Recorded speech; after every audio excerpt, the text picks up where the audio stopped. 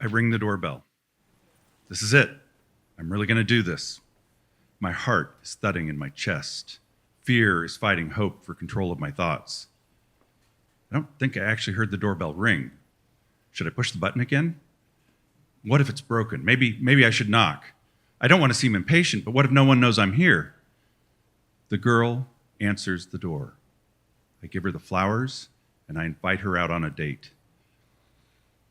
She looks a little stunned. It's the flowers, isn't it?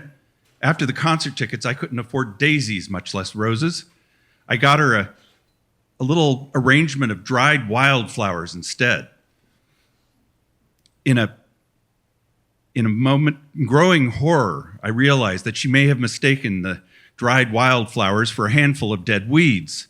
In that breathless moment, waiting for her answer, panic over my choice of flowers started to spiral. But I was able to keep a lid on it because I still felt the reassuring presence of my wingman. Because as I'm asking this girl out on a date, standing on her front porch right next to me, waiting with me for her answer, is my wingman. I'm almost 17, and I'm on summer break between 11th and 12th grade. Right now, I'm driving the car. My best friend, Robin, who's I've known since elementary school, is sitting in the shotgun seat. I'm on my way to see a different Robin, girl Robin, to ask her out on a date. I've tried asking girls out on dates before, sort of. I'll get to know a girl, decide I'm going to ask her out, but as the moment to ask approaches, I rapidly escalate into a full-blown panic attack. My chest gets tight, my heart rate accelerates, I start sweating the works. I can't do it. I fail to ask. But girl Robin is different. I fell in love with her at first sight. Failure to ask is not an option. And I want to impress her. So I'm not taking her to some lame movie. I'm inviting her to a Queen concert. We Are the Champions. Another One Bites the Dust. Crazy Little Thing Called Love. This is going to be a date to remember. Of course, first I have to ask her out. Which is why boy Robin, is with me. He's agreed to serve as my wingman. Boy Robin knows the assignment. He takes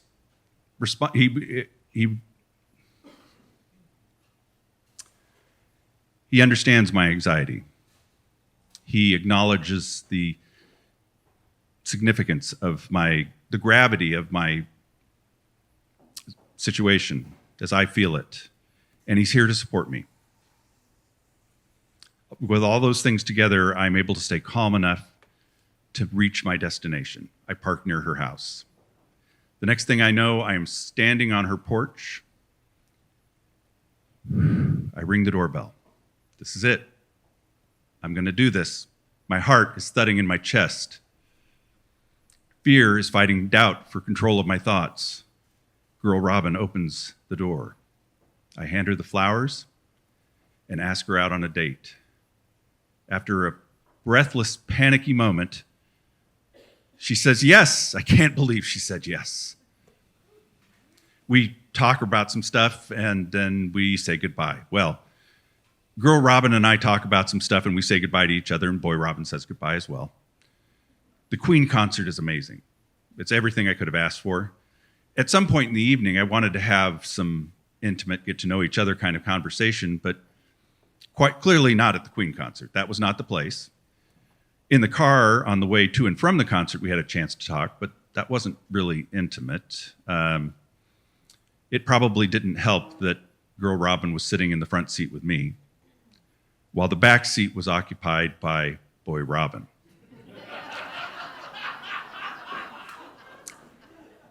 It's the end of the evening. We're back at girl Robin's house. I'm flying this next mission solo. So boy Robin stays in the car while I escort girl Robin back to her door. I am flying high. My date with this smart, funny, beautiful girl is going well. We reach her door. We exchange thank yous and pleasantries like that, and I tell her what a great time I had, and then I say goodnight. I don't try to kiss her because even thinking about that nearly triggered another panic attack. After the date, things got awkward. I could have sworn she really enjoyed the concert, but when I called for a second date, she was persistently busy. I finally got the message and stopped calling. But in high school, we both worked on the school musical, and without the pressure of dating, we became good friends. Over the years that followed, our lives began to take us in different directions to different parts of the world where we lived our lives, had relationships, and stayed in touch, mostly by writing a lot of letters. It's about 7 years after high school. The pair of Robins and I have converged back on our hometown. Boy Robin remains my confidant for any romantic drama I may encounter. Girl Robin soon becomes the sole topic of conversation. Getting reconnected to Girl Robin in person, it doesn't take very long for me to fall in love with her all over again. Not love at first sight this time, of course, but love at long sight, based on everything I've learned about her from the moment after I first saw her to now. I share my feelings with her. She does not feel the same way. That's hard. When she asks, I say, yes, we can remain friends, which didn't even occur to me. There's just no way that I would want to give up the friendship that we'd built over all those years. Now, the only thing I had to do was learn how to switch off my romantic feelings for her. Okay. It's about 6 months later. I'm on a first date at a party. Things are going well. We're having a good time. When Boy Robin does a drive-by, he comes screeching up, lobs an emotional hand grenade through the open front door, and makes his getaway in a cloud of burning rubber. Okay, well, this is an exaggeration, but that's kind of what it felt like afterwards. I'm sure in reality that he just drove up, dropped off the emotional hand grenade, and went to find a parking space. The blameless emotional hand grenade walked through the front door under her own power.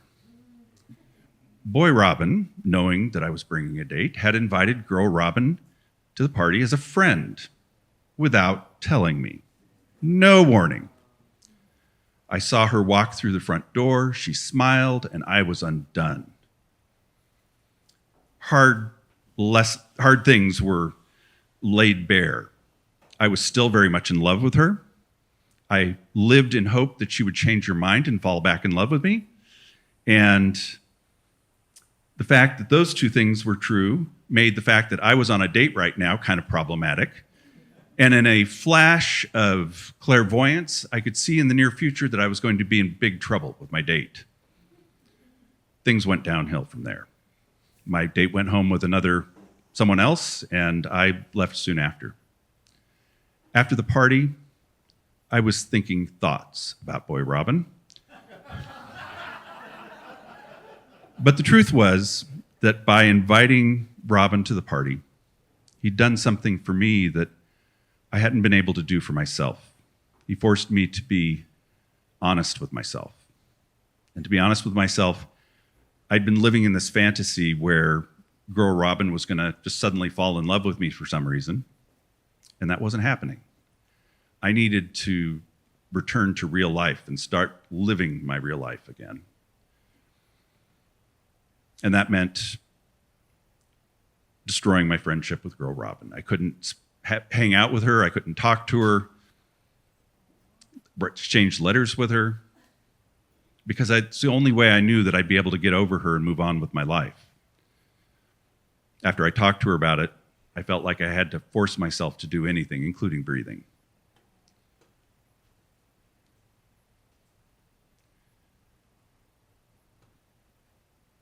It's about 9 years after high school. And in the aftermath of having destroyed my friendship with Girl Robin, I reached a point where I felt like I could at least talk a little bit to her. We both felt the loss of our friendship. And so we wanted to try to negotiate something that we could still have. It was a letter here, a phone call there. Eventually we started getting together. But after months and months and months of trying to negotiate this, we failed to negotiate anything like that at all. We negotiated something else instead. I'm engaged to girl Robin. To the woman who was the girl who I took out on that first date. As it turns out, it was a first date for both of us. And in some hard to describe way for boy Robin as well.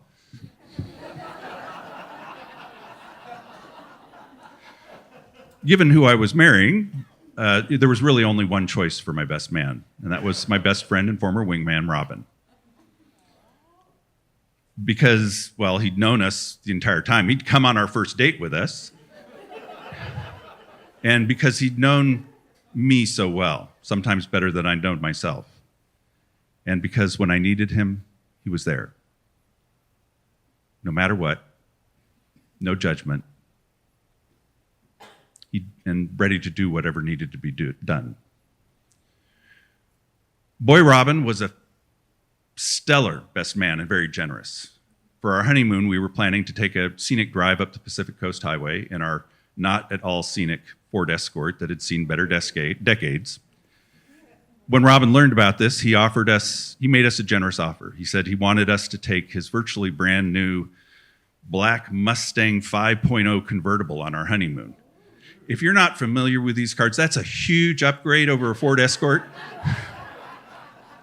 So we gratefully accepted his generous offer with one unspoken understanding that this time my wingman was not invited.